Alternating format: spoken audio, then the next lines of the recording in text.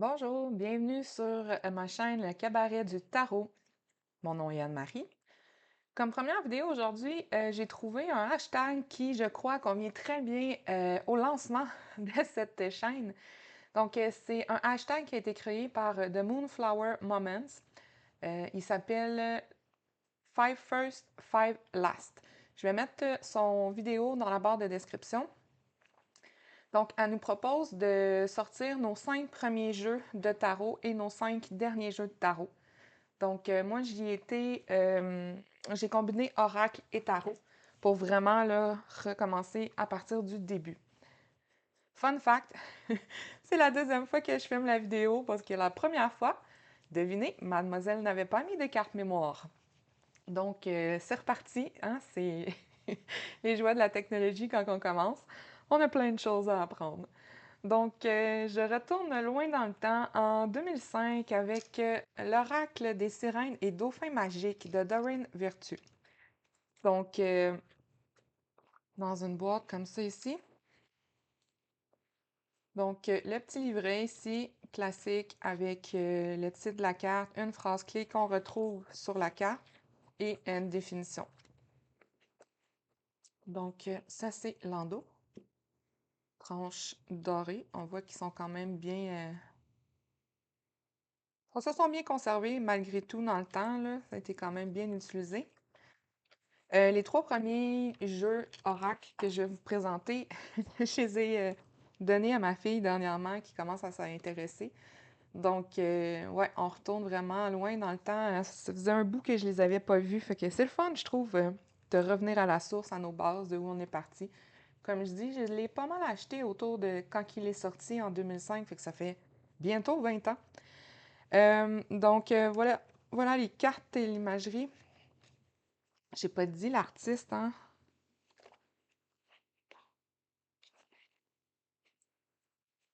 Ben, semble-t-il que je le trouve pas traduit de l'anglais.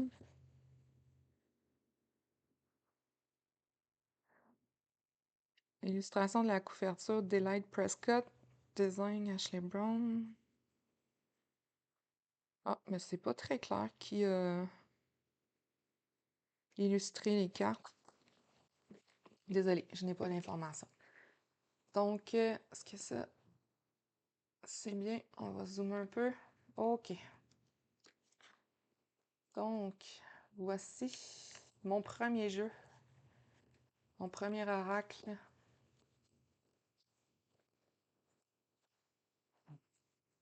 C'est tellement de souvenirs.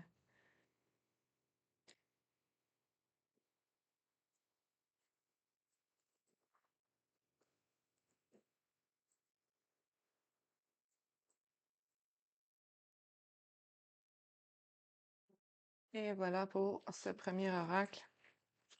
Comme je dis, c'est pas un oracle que j'utilise là dernièrement, mais ouais, c'est le premier que j'ai acheté, le premier qui m'a fait tomber en amour avec les cartes. OK. Ensuite, il y a eu 5 ans plus tard environ. Ouais, 2010, ici, Colette Bardon, pardon, voyons, pardon, Colette Baron-Reed, La sagesse des royaumes cachés. Donc, même chose ici. Est-ce qu'on a le illustré par... Non.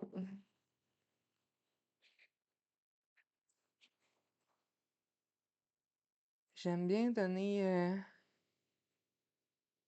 les lauriers acquis de droit pour l'or. Mais on voit, hein, à l'époque, c'était pas mis de l'avant. Peut-être elle qui les a faites aussi, là. Je sais pas. Ah, illustration. Illustration Jenna de la Grottaglia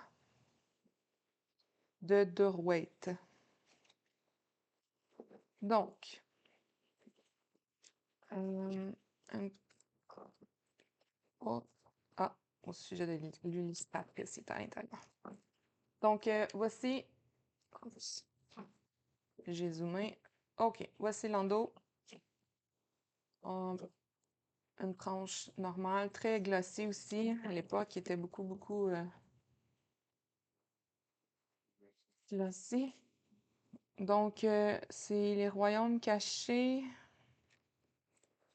Ce que ça dit, c'est les anciens ont établi une association divine entre les humains et les royaumes cachés mystiques qui font le lien entre les mondes de la nature et de l'esprit. Donc, cette alliance assurait que lorsque nous demandions des conseils afin de réaliser notre réalité, il nous aidait à trouver notre voie pour le plus grand bien de tous. Donc, fait référence à des archétypes un peu, je dirais, mystiques. J'ai vraiment aimé ça, là. C'est plus que les sirènes et dauphins magiques.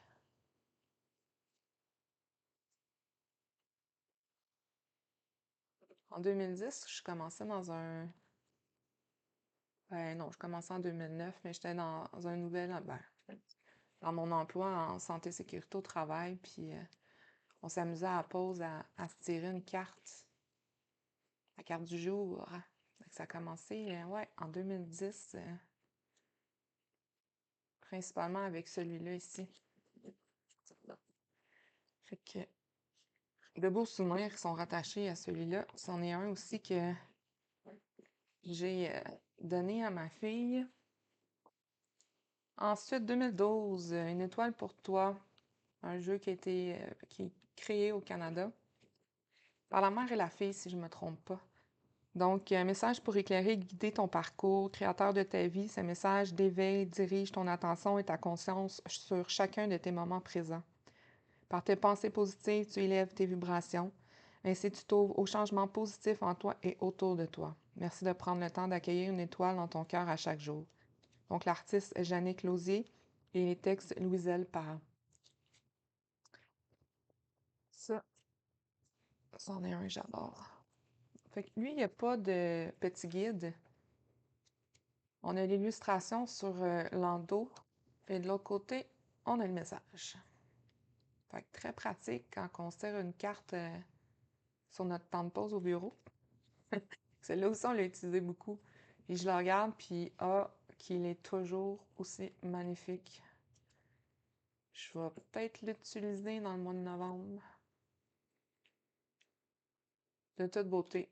Les images, c'est ce qui m'avait conquis initialement sur ce jeu-là. C'est les illustrations, c'est wow. Ici, on a le silence. Plus tu entres dans un silence complet, plus tu entends ma voix te conseiller, t'aviser et te prévenir à tout moment de la journée. Alors, consulte-toi toujours. Reste à l'écoute de ton cœur. C'est dans le silence que tout s'éclaircit. Ton âme sait ce qui est bon pour toi. Merci de rester connecté à cette source divine. De toute beauté. Ouais.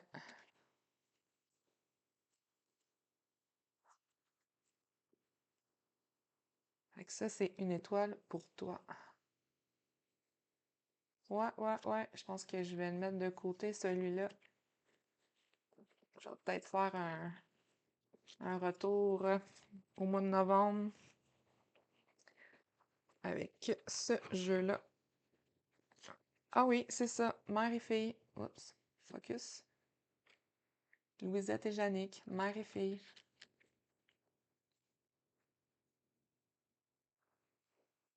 Ensuite, après, justement, quand on a commencé à tirer des cartes oracles au quotidien, j'ai envie de me lancer dans le tarot. Donc, j'ai opté à l'époque pour un jeu qui est très connu, Ciro Marchetti. Désolée.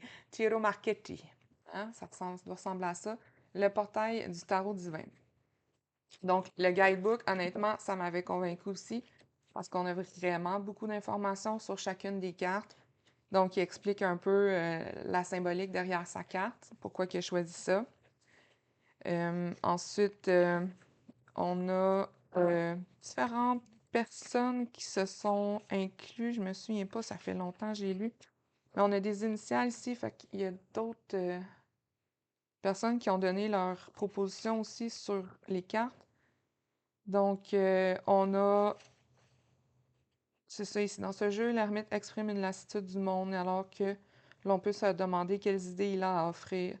Donc, il nous raconte un peu l'histoire de la carte. Après ça, on a des mots-clés pour la carte droite, la carte droite, la carte inversée, description. On a signification, les affectations élémentaires, affectations astrologiques aussi, qui est intéressant. Ça parle de dons et de conseils avec une cotation, voyons, comment on appelle, une citation. Avec une citation ici. Fait vraiment un bon livre pour commencer à apprendre le tarot. Donc, au niveau des cartes, on voit ici, il n'y a pas de tranche de couleur. C'est l'endos. Puis c'est un bon format de carte classique. Là, au niveau de la qualité aussi, il a bien tenu dans le temps. Ça, j'ai retrouvé mon cahier de notes à l'époque. Puis, ah ouais, attendez, on va aller ici avant. Vous voyez, j'avais 2012 que je l'avais acheté, j'avais commencé. Je me suis pris des notes, je vais le retranscrire. Mais ouais, quand j'ai commencé le tarot, moi, je suis un peu du genre à essayer d'apprendre tout ce que je peux apprendre sur le sujet. Fait que j'avais commencé à aller au niveau de l'histoire du tarot, puis de toute la symbolique qui était rattachée à. Puis, ça m'a mêlé un peu, je dirais. Puis, ça a fait en sorte que de 2012, parce que là, on le voit après, j'ai rien réécrit avant 2013. En octobre 2013, là, j'ai commencé à vraiment recommencer mon apprentissage du tarot. Puis à l'époque, avec le portail du tarot divin, je m'étais acheté la Bible du tarot ici. L'autre côté, on va se donner de la place. Fait que ouais, ce livre-là ici, qui était aussi, ben justement, une Bible d'information. Puis là, j'avais commencé à noter, puis à prendre des notes et tout. Puis... Mais même à l'époque, j'étais hyper intéressée. J'arrivais pas à retenir les concepts.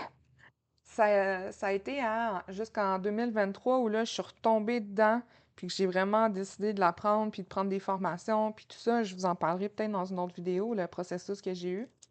Mais ouais, c'est mes notes de 2013. J'ai comme, ouais, j'ai encore ça. Mais ouais, fait que ça a été un chemin long. Puis c'est ça, on voit dans mes notes, attendez, c'était avec, je suis allée vite un peu. Voyons.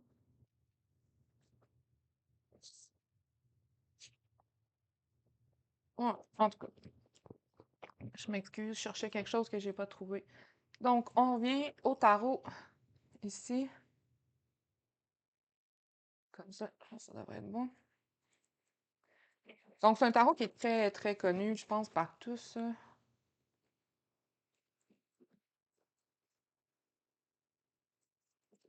Je l'aimais vraiment beaucoup. Vraiment. Parce que je trouvais qu'il y avait une touche un peu plus récente que le traditionnel Rider-Waite Smith au niveau de l'imagerie, mais qu'il était quand même bien illustré, donc on pouvait comprendre les mineurs plus facilement qu'avec un tarot de Marseille. À l'époque, j'avais hésité aussi avec le tarot de Thoth. Par contre, l'information n'était pas nécessairement aussi disponible qu'elle est actuellement. Puis de ce que j'avais trouvé, ben, ça parlait un peu plus du personnage qui était Alistair Crowley. Et ben, disons que le personnage ne m'attirait pas vraiment, ne correspondait pas à mes valeurs. Donc, j'avais décidé de mettre le tarot de Thoth de côté. Donc, j'avais opté pour le Rider-Waite Smith, me disant ben, ça va être plus facile à apprendre vu qu'il est quand même bien illustré. Puis, ça donnait une petite touche beaucoup plus moderne avec ce tarot. Fait que j'ai utilisé ce tarot pendant quelques temps, mais le problème pour moi, c'est le visage de certains personnages. Tu sais, qui. Je sais pas, ça. Non. Ça me. Ben, c'est ça. C'était pas. Ça va. Mais les précédentes, là, je sais pas. Il y avait quelque chose avec le visage des personnages qui était en dissonance avec moi. Donc, c'est ça. J'ai commencé. Quand même, j'ai continué mon apprentissage un peu avec cela, mais c'était pas... Il manquait quelque chose encore à mon bonheur, et que là, maintenant, il y a tellement une belle variété de jeux que c'est beaucoup plus facile de s'y retrouver puis de trouver des trucs vraiment qui concordent avec l'art qu'on aime beaucoup, beaucoup, beaucoup. Après ça, fait que ça, c'est autour de 2012, je dirais 2013, quelque chose comme ça. En 2018, comme ben, j'aimais beaucoup les tarots et les oracles, quand ma mamie est décédée, j'ai hérité de son tarot, l'ancien tarot de Marseille de 1977. On voit qu'elle a quand même bien utilisé, hein, du tape ici et tout. C'est vraiment un tarot qui est très précieux à mon cœur. Et je suis très honorée de l'avoir. Donc, le petit guide, j'ai encore une de ses notes qu'elle avait mis à l'intérieur. C'est ouais, c'est très émotif. J'adore. J'adore ce tarot. Fait que quand j'ai recommencé à apprendre le tarot en 2023 avec la formation, j'utilisais les majeurs du tarot de Marseille avec les mineurs du Rider-Waite& Smith parce que c'était beaucoup plus facile au niveau de l'apprentissage des mineurs.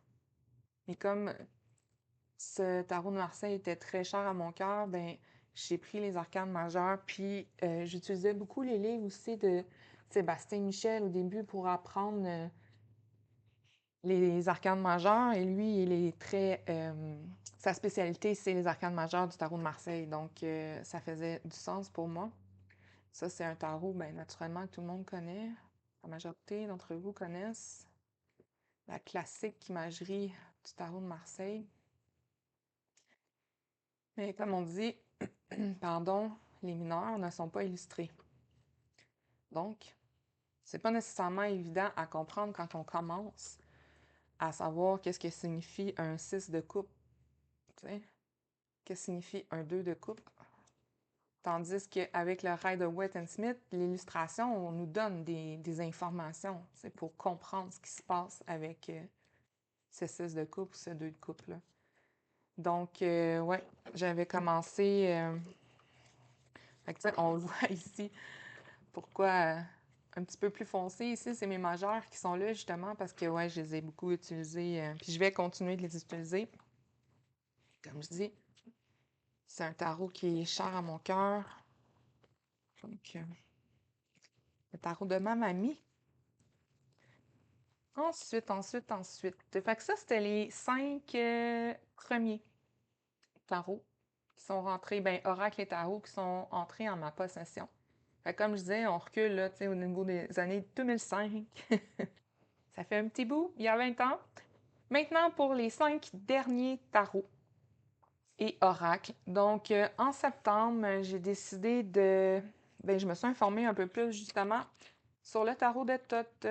Donc, après 2 ans à passer à étudier le Rider-Waite& Smith et tout, je voulais en apprendre davantage sur tout ce qui est les symboles ésotériques, l'astrologie, comment relier ça plus facilement aux cartes, les planètes. Ensuite, il y a tout ce qui est relié à la Kabbale, les lettres hébraïques. Il y a une importance aussi au niveau des couleurs, la numérologie et tout. Donc, ouais, j'ai décidé de faire le saut avec le tarot de Thoth, malgré le personnage. Son jeu est d'une brillance, d'une intelligence impressionnante. Donc, je me suis amusée à mettre du bleu sur le côté. Ça me parlait. Puis, ben, c'est sûr qu'éventuellement, j'allais finir par apprendre le tarot de Thoth parce que mon nom de famille est Thoth.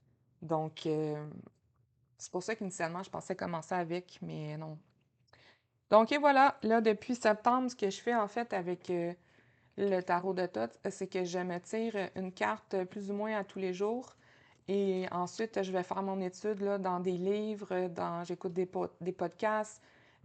Sur YouTube aussi, je regarde des vidéos sur le tarot de Thoth pour en apprendre davantage sur tous les symboles qui sont présents dans la carte, puis ainsi enrichir mon interprétation des cartes.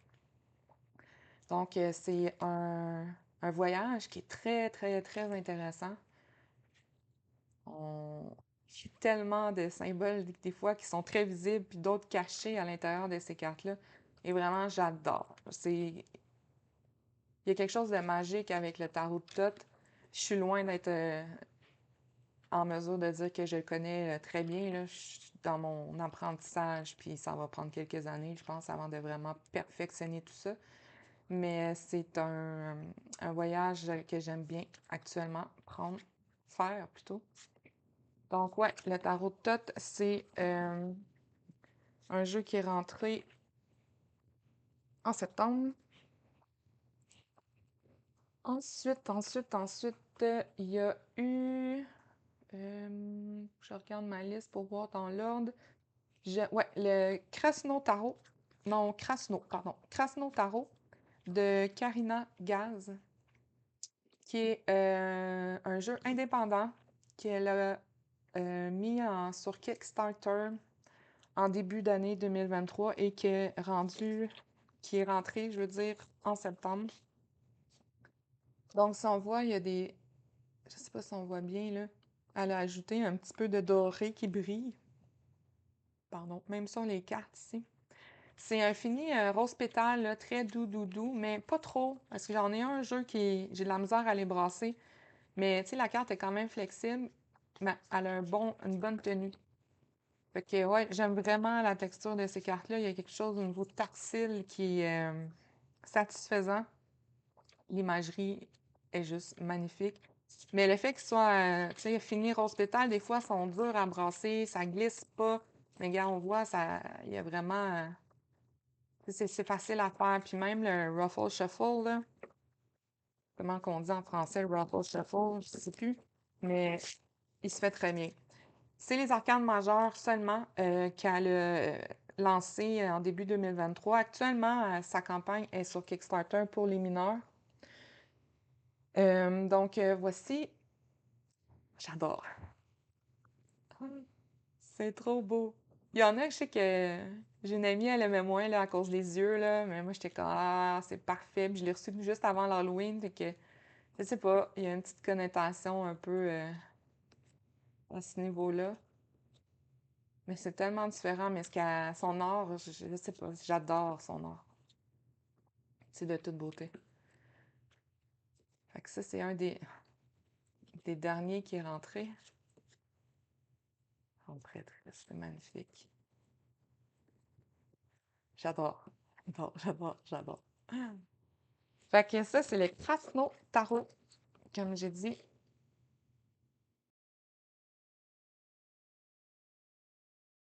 Maintenant, pour notre troisième jeu de tarot qui est rentré dernièrement, on a le Lumina Tarot de Lorraine Aletta.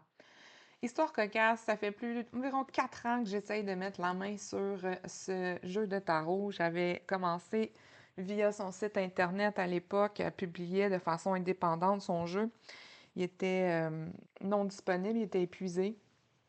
Quelques mois plus tard, je suis allée revoir s'il y avait des nouveaux arrivés de jeux de tarot et toujours pas. Donc, je commençais des recherches sur Internet. J'avais trouvé sur Amazon en précommande.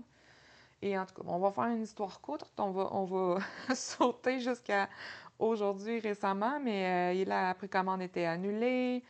Et maintenant, il est enfin disponible sur Amazon. Donc, je suis très contente de l'avoir enfin en main.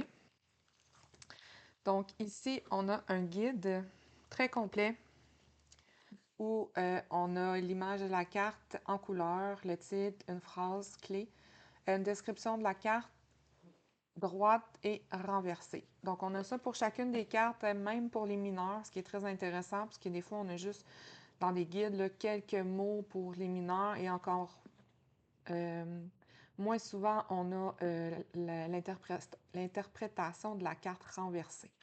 Donc, je trouve que c'est un bon guide pour nous guider à ce niveau-là. Surtout que, comme vous allez voir au niveau de l'imagerie des cartes, les mineurs ne sont pas aussi illustrés et clairs. Ils sont illustrés, mais c'est plus de type pips. Donc, c'est pas toujours évident si on ne connaît pas là, les mineurs du tarot. C'est facilitant d'avoir le guide complet comme ça pour les apprendre. Donc, ici, au niveau du jeu, voici l'endos des cartes. C'est un format régulier de cartes de tarot. On a une, pardon, pardon, une belle tranche dorée ici. Voyons, une tranche, c'est pas doré du tout, Anne-Marie, c'est holographique avec les couleurs de l'arc-en-ciel. On va y arriver, j'ai un chat dans la gorge.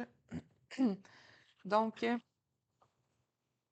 Au niveau de la qualité des cartes, ils sont quand même minces. Peut-être pas mon préféré, mais ils brassent très bien. Puis il a l'air quand même résistant. Là, je dirais que ça devrait tenir dans le temps. On va voir ce que ça dit.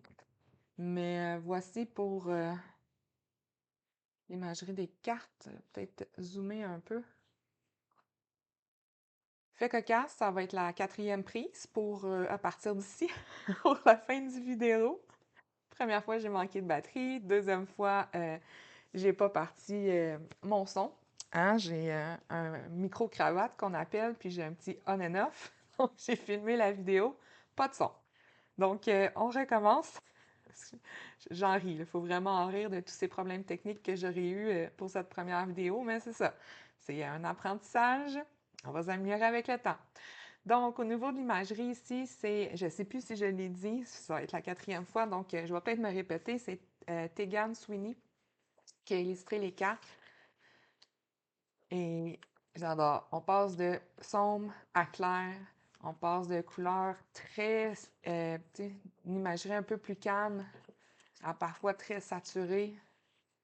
Fait que comme je disais, c'est ça, les mineurs sont pas très...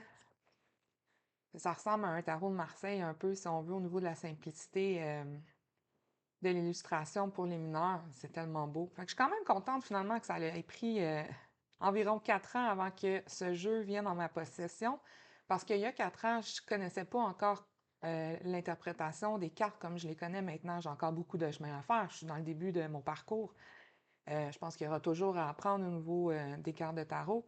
Mais d'avoir commencé avec l'illustration classique du Rider-Waite and Smith pour les mineurs est très facilitant pour moi versus d'y aller avec ça. Ici, c'est sûr qu'on va utiliser beaucoup plus la numérologie au niveau de l'interprétation et de la suite dans laquelle elle se trouve. Donc, ça, c'est une façon là, qui va être plus facilitante peut-être. Puis ensuite, on rajoute notre intuition. C'est un jeu qui est parfait si on veut vraiment connecter à son intuition au niveau de l'interprétation de la carte. Comme ça, c'est classique Tarot de Marseille avec une coloration différente, mais c'est pareil, là.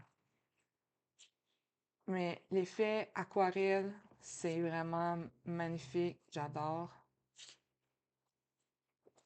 Pardon.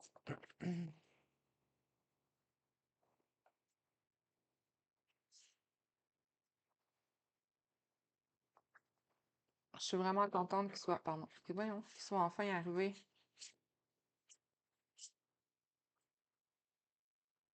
Puis c'est autant, c'est un jeu qui est très doux, je trouve, mais qui pique. C'est drôle à dire, hein? Il y a un peu des deux. Autant il peut te prendre tout en douceur, mais si tu as quelque chose à voir et à te rendre compte, le message va être clair.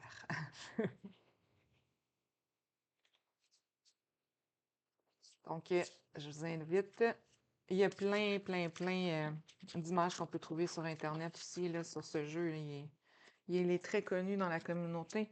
Donc, je suis contente enfin qu'il soit en ma possession. Ensuite, c'est un jeu que je me suis engagée là, sur Kickstarter à financer si le créateur atteignait ses objectifs au niveau de sa campagne, ses objectifs financiers. Donc, ici, c'est Les Noirs d'Odilon. Odilon, c'est un artiste français, je crois, il me semble que j'avais vu autour des 1840, je pense, 1840 à 1916. Donc, la dame a obtenu les droits de reproduction ici de certaines de ses... c'est pas des peintures, je pense que c'est au crayon. Ça faisait partie de sa collection Les Noirs, ça s'appelait comme ça, vraiment Les Noirs. Fait que ici, on a la boîte, vraiment beau avec l'écriture en or. Puis c'est une boîte, elle est toute douce, là, c'est un petit fini rose pétale. Comme vous avez vu, j'avais commandé aussi la belle trousse, le broussac en velours, c'est par Mystique, si vous voulez aller voir sur Internet. Le guide est en ligne, donc moi j'aime bien, je me suis fait un petit carton là, tout simple là, avec les mots-clés, j'ai juste numéroté, j'ai mis les mots-clés pour que ça rentre sur un carton.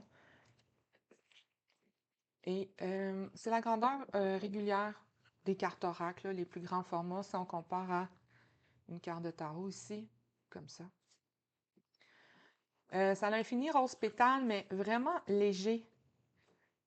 Ce qui fait que on n'a aucune, tu sais, ça se brasse très très bien. Puis on peut faire le ruffle shuffle aussi facilement. La tranche est noire ici. Il comporte 50 cartes au total. Il y a 44 images de l'artiste, 4 cartes où il y a une représentation des éléments terre, air, feu et eau. Et elle a rajouté 2 cartes aussi qui sont en couleur. Donc, et voilà ce que... On va se rapprocher. Donc, la chimère. On a le titre en français et en anglais. Tout bien. Le voyageur. Fait qu'on voit, là, c'est beaucoup de noir, plus de noir que de blanc.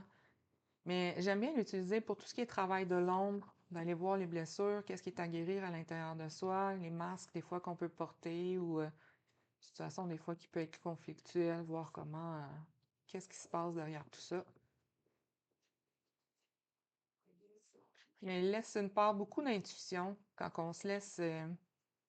Alors, c'est ça aussi, hein, chacun son interprétation de ce qu'il voit.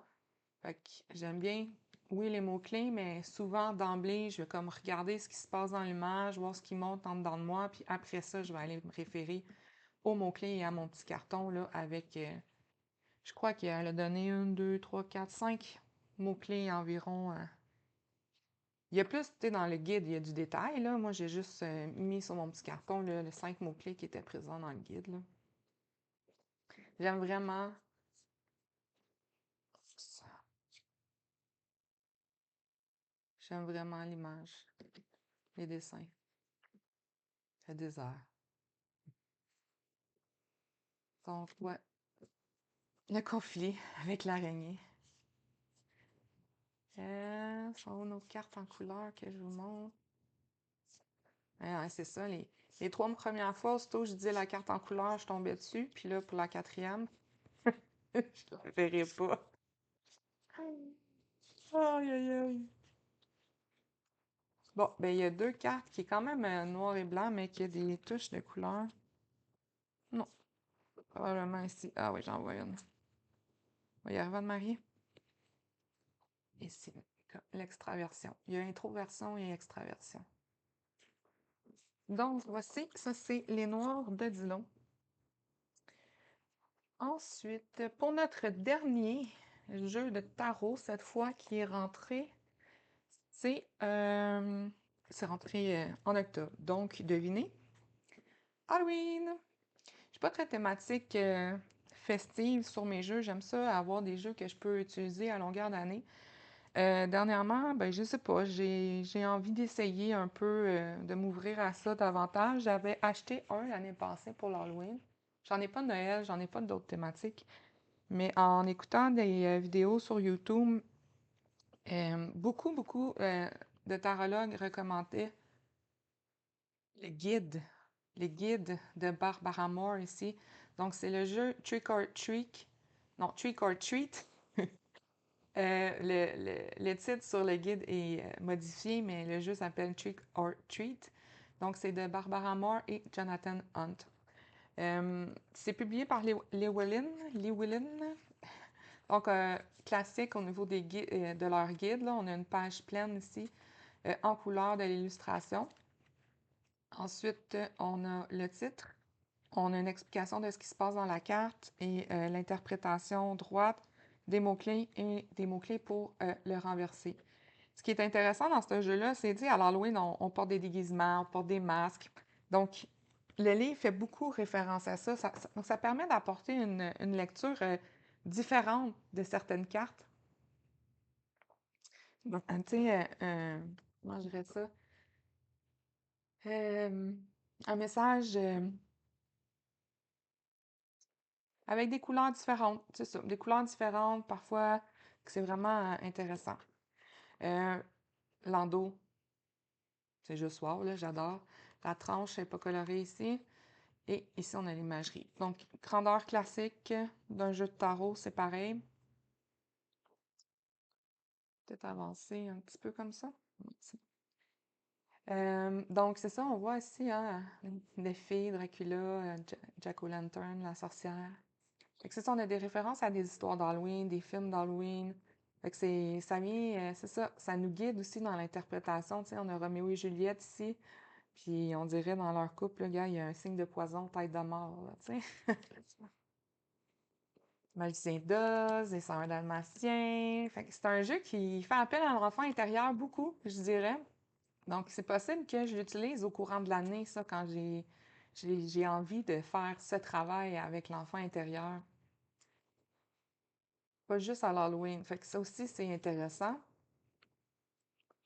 Donc, Dracula, Addams Family, le Joker. Tu sais, on voit, c'est pas exactement les mêmes parce que c'est sous licence, mais on comprend l'essence, là. Ça fait référence à la fée Clochette, Abracadabra, Hocus Pocus, La Belle et la Bête.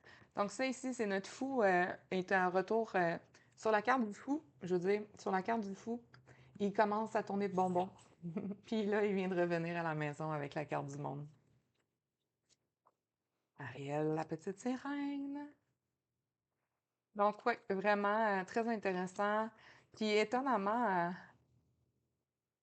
quelle couleur, c'est super beau. Étonnamment, pour un jeu, justement, tu sais, qui est un peu plus festif, on parle d'Halloween puis tout ça, mais il y a des choses à dire. Des fois, tu veux pas l'entendre, mais il te le dit. Fait que vraiment, un beau jeu à découvrir si vous aimez l'Halloween. Puis comme je disais, ben si ça vous appelle dans votre cœur d'enfant, je vais probablement l'utiliser dans ce sens-là aussi. Hein? Là, ça fait référence à la matrice. Donc, vraiment, j'adore. Regarde, ça, c'est notre fou, justement, qui part avec le chat. Part à l'aventure, ramasser des bonbons. Donc, et voilà pour mes 5 premiers et 5 derniers jeux de tarot et de cartes oracle. Merci d'avoir été avec moi. J'espère que vous avez passé un bon moment. Pensez à vous abonner pour voir les prochaines vidéos et au plaisir. À bientôt!